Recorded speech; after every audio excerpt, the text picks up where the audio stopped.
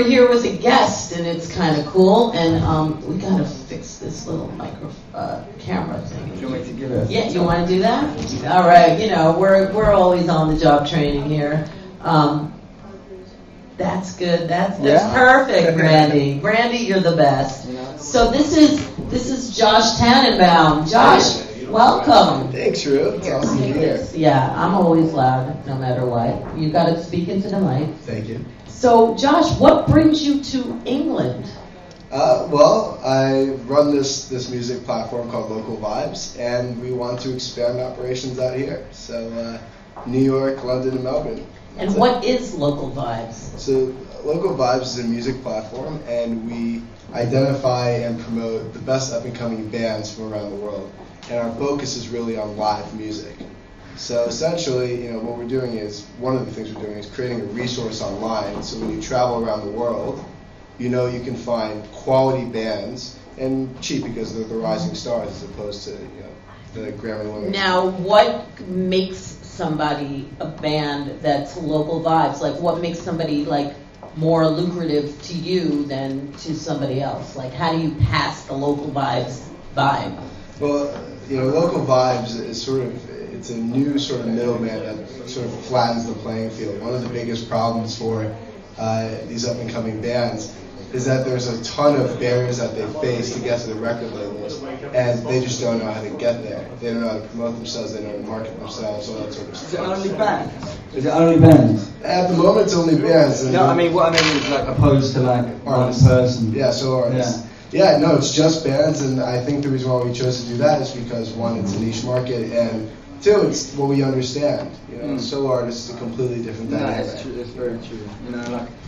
There's more excitement with a band than a solo artist. Yeah, Depends. exactly. It does depend. Exactly. But that's great you're doing that though, because me being in a band personally, it's so hard to kind of reach where you want to be. There's so much confusion and so many obstacles, and there's so many bands that I know that are so good that could have influenced so many people that just keeps them down because they're not business. They're not business people. Right. It's hard to be a businessman and be an artist at once. Yeah, and that's what everyone's got to do. Yeah. It's horrible, man. I know. I feel you. I feel you. I used to be in a band. We had the same exact problem. But So where do you feel you're taking the leaps and jumps? I mean, I know I went to your Local Vibes show in New York City. Yeah. And it was pretty amazing, And these bands, I feel like they're almost like Charlie and the Chocolate Factory. Like, you are the golden ticket. Like, they're really, really lucky to have Local Vibes and someone like you helping them. So, what do they need to do to, how could you find Brandy's band? I mean, he's amazing. How do bands submit to you? Well, the way a lot of it's by word of mouth, and a lot of them sending emails saying, hey, we heard this from one of your bands, you've done great work with them, can you give us a hand, that sort of thing. But the way it really works is it's a lot of research and it's a lot of scouting. So our business is broken down into three elements. There's the social network, which is where we sort of promote the bands and that sort of thing. And then there's the A&R side of our business. So that's really, it's pure scouting. We identify these bands. And who does the scouting? My scouts. We have scouts in New York, in Australia, and I'm out here in London until I find someone good enough to do it for me. Okay. And the idea is, with our A&R side of the business, once we find bands, we connect them. We first identify their goals, if it has to do with joining a record label, or if they're DIY, then getting them a larger promotion circuit sort of thing. Essentially, we funnel them to those channels. We help them along the way indirectly, because when we build relationships with labels, publishing companies, they're looking for a source where they don't have to constantly say no. They want a bunch of yeses that they think have better chances than their own. Now, do you have direct contacts with these music industry people? Yeah, it's a lot of reaching out. It's a lot of saying, hey, we're new, but we've got something special. Right. We've got a unique product, and we think that... So has anything happened yet? Sure, absolutely. Like what? I can't name names, but we've had a series of conversations with all the big three record labels, the three that are left anyway, and publishing companies. So the three big names are Sony, Universal, and Warner's Capital. Well, it's Columbia's. Columbia, no. No, it's not. It's done. It's just got acquired. Just. Not just, about months ago. Well, that's still just Yeah. comparison to its range. But you know? they're all shutting down now. This is how the industry Yeah, is. the industry's really The bad. record label business is really expensive. I was just at Abbey Road, like I said before this week, and they said that the music industry, if they had to depend on the music industry, they would be closed. Yeah. The only thing that's keeping them alive is doing soundtracks for film. Well, I think that also to 360 deals. What also keeps them alive is they sign most of their bands to 360 deals where they have to go on tour and they take a piece of the live shows and the merchandise now. It's not just about getting your record out there. Yeah, I heard that, right? I heard that, like, bands, there's no money in records anymore. It's about playing shows, which was the opposite before. You know? can sell your own stuff for $1.99 and get all of it yourself. Yeah, so why go through a label? Then they take the money from you. Well, right, but with But downloads you need- and stuff, there's no one really wants to buy a product anymore. I don't know if you guys know, but H&B. Sure. Yeah, Well, they're kind of closing like down. closing down, you know. Yeah. I mean, I don't really agree with the big record stores, but I do agree with buying a record. Yeah. You know, opposed to down. Whether you're buying it from a massive record store that have closed down every independent record store in your hometown, but you're still able to buy a record. Well, that's And why there's something vinyl's healthy. huge. Yeah, there's something healthy in that, you know. I don't know. It's just No, it's true, and With record labels. artists, we give it away. Mm. We Exactly. constantly give it away because Why? Because you get the exposure. It makes it a lot easier. yeah, And considering how much they take from you, whatever the third party is, you might as well just give it away for free. exactly. Yeah. If someone's going to listen happily to your music, I mean, as an artist, that's pretty much like a huge thing. I mean, the other thing to think about is that, when you go for a record label, some people take it for the prestige, but most people just go for the marketing. There's no one else that's going to give you between 750 and 750K and $1.4 million And how much you have to pay back. Exactly. Yeah, you have to recoup pay it all those. back, exactly. It's a It's bet. worth it, This is though. a lifestyle. This is a dream. Exactly. And it's not like Local Vibes would take bands that doesn't have the dream, because they didn't have the dream, they wouldn't have They the would be vibe, doing and they it, of wouldn't course, perform. of Yeah. course, exactly. So do you want to name a couple of the bands, though, that you are Sure. working with? Absolutely. Let's say we'll go sort of around. We'll go between Melbourne and New York for starters. Okay. So in New York, we've got a band called Open Till Midnight. They played an absolute killer show at the library recently. It was the perfect venue for them. This is a sort of pop rock band. I don't know. It's hard to define and match it to a specific band, but the composer, Mike Cook, is a phenomenal composer, great writer, and the band dynamic's fantastic. And if you go on stage, you feel the performance. The one thing about Local Vibes is, you asked about what qualifies a band before. Yes. One, they average or have a minimum of 50 people at every show. We value their music, and then we check out their shows. And the three main qualifiers are that not just the frontman, but the whole band's got great presence. That they engage that their music's tight and well rehearsed. And lastly, what A&R people stop looking at is where the audience is engaged in the band. It's a different dynamic. So when we look at how special they are at performing, and that's something that we see in our band Open Till Midnight. Another band is Fifth Nation. You love Fifth Nation. Yeah, I do. I love them. How awesome is Julia? She's the so cutest. cool. They're both really cool. Julia and Music are great group. And you know what's so great about them? If you sent them out on tour, they're the easiest band to work with. Yeah, they they're are. They're a two-piece band. They'd be a perfect opener to launch them into their careers. Yeah. So Fifth Nation's another one. Another band that we have, a totally different style of music, is called Food Will Win the War. I know them. Yeah, I Dan met them in Florida. Dan Barman was my drum instructor when I was younger. Wow. I met them playing in Sarasota, Florida on Main Street, and then they came to New York and just like fucking tore it up. They played the Late Night Show. They played with Paul Schaefer. Yeah. They played the Red Bull halftime show. They bought me a leopard skin bra. They did. They were so Classy. nice. I know. They gave it to me because I played with them the year after, and then they were like, "We have to bring you this year." They're so cool. They're really cool. Yeah. And in Melbourne, actually, it's funny how different the types of music are. One of the bands in Melbourne that we have is the Corsairs, and this is straight Strokesy style music. Okay. Yeah, it's a really great sound. One of the tracks which I gave to you before is called Let's Dr. Lake. listen to something. I know. kind of that- like garagey. It's garage. yeah, exactly. All right, let's The one just like listen. 70s. So we heard one of the bands. Here's another. Let's just listen to a little bit. Always wasted, but that's how we roll. Coming off jaded, baby, can we make it? Time out, time in. If I sing it aloud, will you sing it again? Always caught up in the wrong frame of mind. Sick of waiting for my stars to align. When they do, will you be the last in the line? If I see the glow, will you be mine, oh mine? You are my overpass on the ice where we fell down. Drop the glass. Okay, so who was that? So that was Open Till Midnight. That was the band I was Okay, talking about yeah. first and foremost. The lyrics are really well written. The hooks are really solid. Nice. And a lot of the things that we look at in our bands is to find the bands that really understand how hooks work and, driving up to the chorus, really making music emotional. One of the other bands we have is the Slim Kings. You saw them also at that show. Were they first? They were fourth. Oh, okay. Fourth. And Billy Joel's drummer, Liberty DeVito, Yeah. is backing that band. But the front man is Michael Sacklerberger, who's really a young guy that's doing really well with his music. He has a song called True Blue that's been on Sons of Anarchy Nice. multiple times. So he's getting a little royalty He's there. making it in. Good for him. But yeah, that's another great band. That's bluesy rock. It really just brings it back. 12-bar blues. But the first band that night had, That was the Skins. yeah, and they have Adrian behind them, don't they? So yeah, Adrian Grainer is opening a new Record label called Yeah, I know Record. Adrian from a long time ago, and I saw him that night. Yeah, he came out. Yeah, it was It's really really, nice. yeah.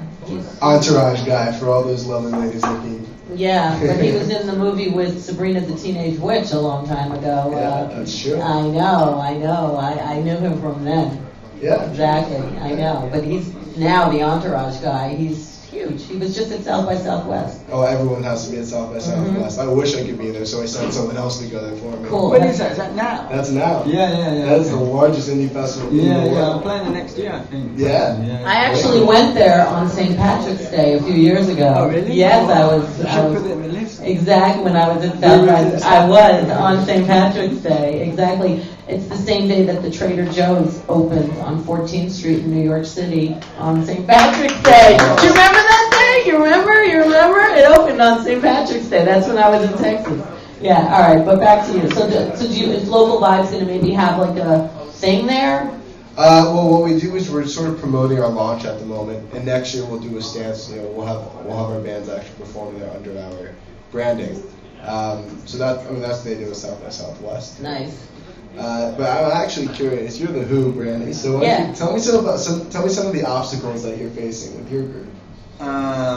Okay.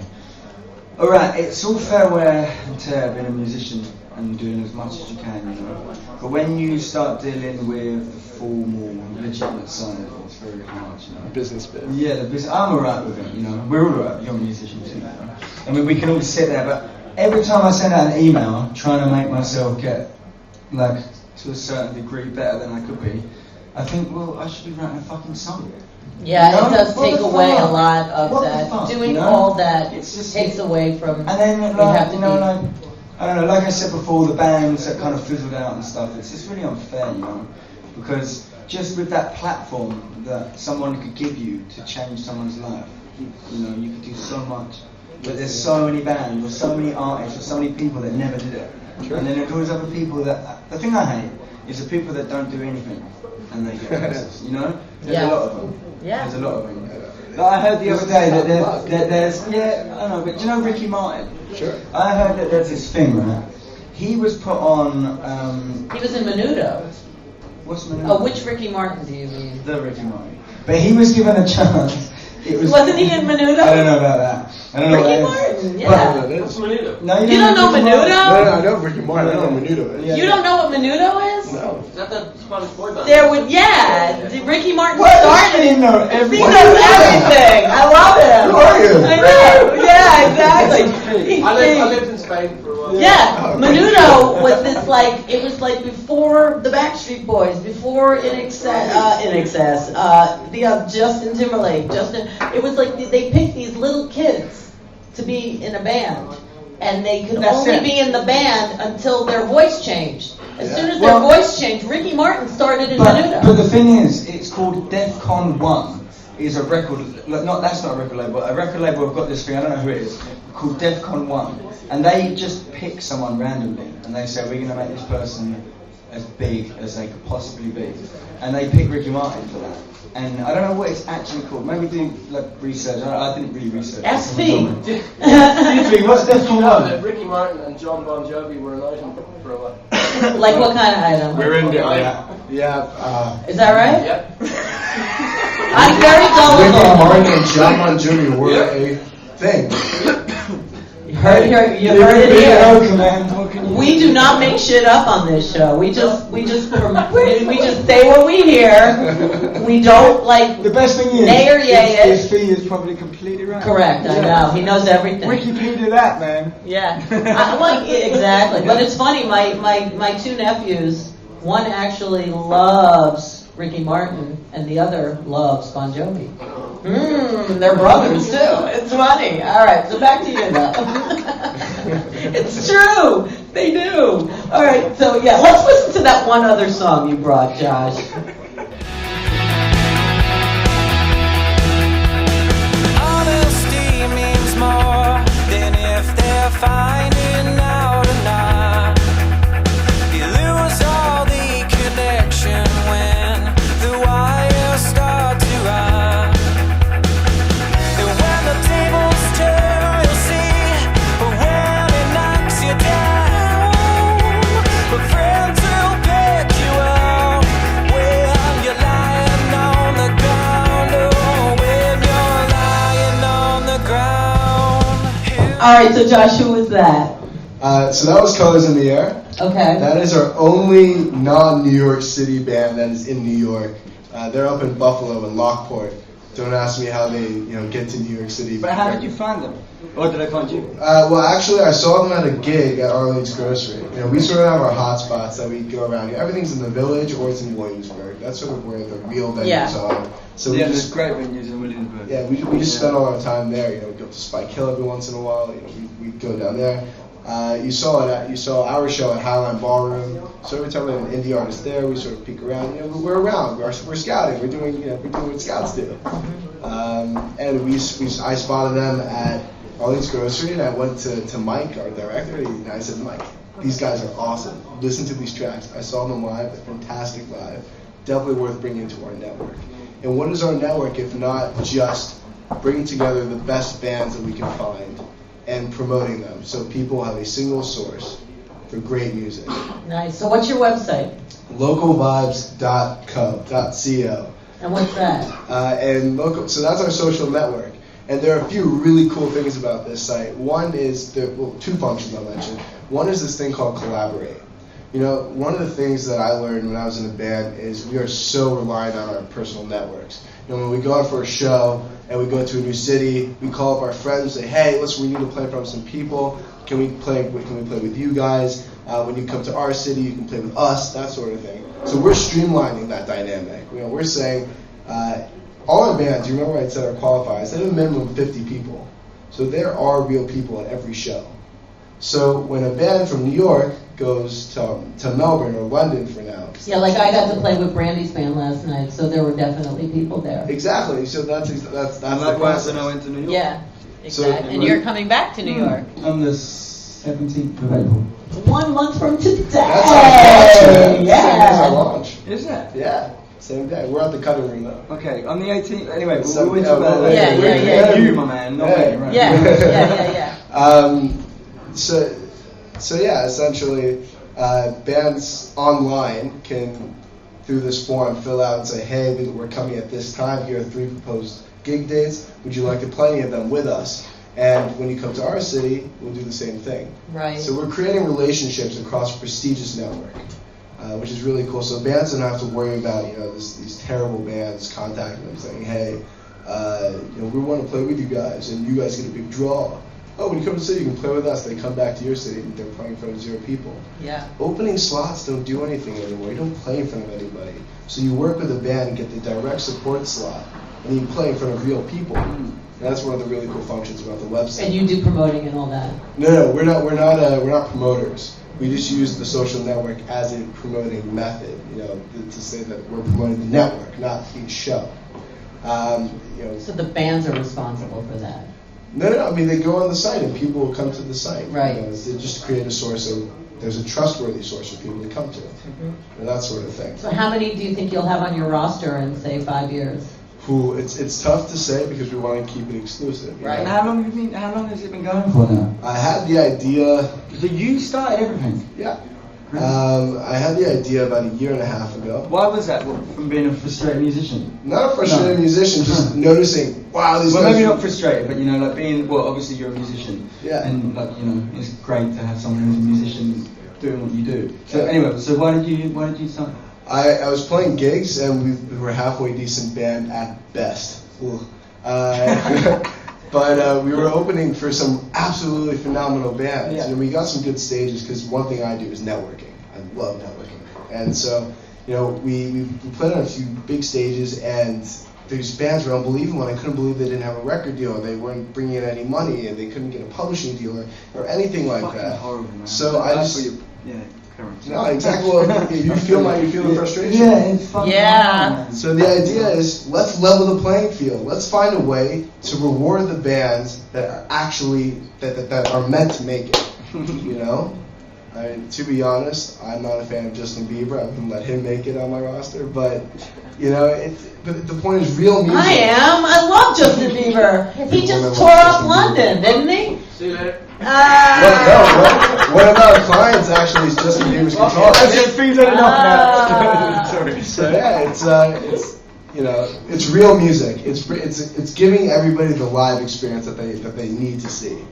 And for the bands in return, the idea is to get them to the next level. And so we do that by providing a number of services, whether it be copywriting, or have them be part of a publishing catalog, so we can get them to movie bites and sound bites and things like that. Other sort of business-to-business oriented things. Nice. And the A&R side is when we have meetings, we pitch X number of bands, and we say, hey, you got to hear these guys. They're great live performers, because our philosophy is centered on live performance. And record labels tend to just hear the digital side. That's it. That's the thing. Sounds good. It's funny that you're. Do you have bands in the UK, or is it all in the States? Well, that's why I'm here. Yeah, he's here. That's why That's why I'm here. That's why we're expanding out here. Yeah, so maybe you'll hear some people today that you like, but we're going to have to turn the table a little bit, and it is National Corned Beef and Cabbage Day.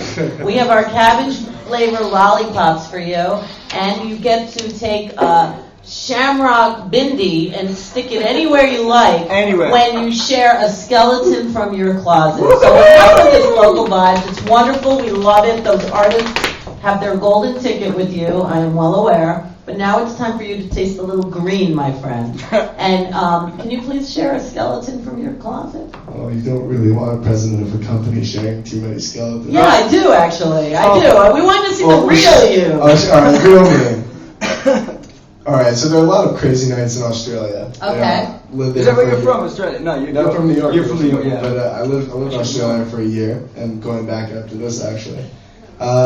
With the wiki leaky guy? Oh, no. I'm just kidding.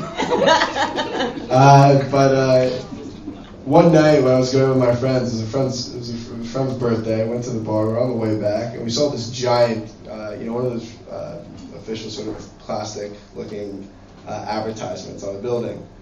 And we took it down. It was massive, and it started thundering and raining everywhere. We brought it back. As soon as you took it down? No. Okay. And we took it back. We took it back to our place, and we live in a sort of a residence area, and there's a big quad in the middle, and we started a slip and slide where everyone just got butt naked, and we started slip and sliding on this advertisement off the building, and in Australia that doesn't go down very well because it was off of a government building, so. That's, I guess that's there you go. Here you go. Did you get busted? No, you just had a good time. I'm still here. There you go. And Actually, please. we were forced to. I was thinking the same What thing. What was it? It was cut down nuclear waste. Oh. No, but we salute you. we had to return it, so we returned it. It was all good. All right. So where would you like to stick your bindi? What are my options? Whoa! Here you go. I feel like we should go on Feet's face because. Well, he's gonna get his own. He's got his own place. So, any last shout-outs? Shout outs? Yeah. Ooh. every local band that's there. Plus, I'll give a special shout out to Stefan Held, who is the producer, the head producer of Steven Hero Productions. Nice. He's my mentor, and he is flat out the man. Awesome. One of the best producers I've ever met. Good for you. Well, thank you so much for coming to thank the you, Trinity and visiting us on this UK rew-who. Thank you, guys. Yeah, thank you so much. And we salute you for your good work. Really. Yeah, especially tearing down that sign and doing exactly. slip slide. Nuclear waste, who needs it, man? Exactly. And kid. Exactly. Life's too serious. We will be back with more. And thank you so much. Thanks, guys. Woo!